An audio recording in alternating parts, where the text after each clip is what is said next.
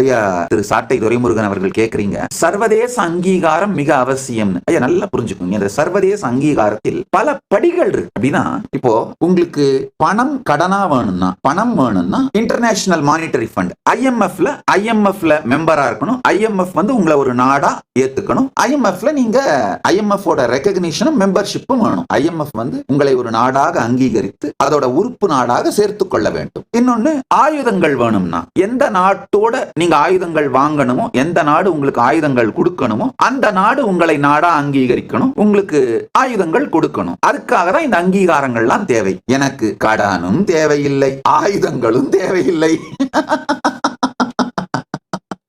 அதனால எனக்கு தேவையான சர்வதேச அங்கீகாரம் என்னன்னா, கலாச்சார ரீதியாக எங்களை ஒரு நாடுன்னு, அப்பொலிட்டிக்கல் நேஷன், நாங்க ஒரு அப்பொலிட்டிக்கல் நேஷன், அரசியலை தாண்டிய, சாதாரண அரசியலை தாண்டிய நாடு.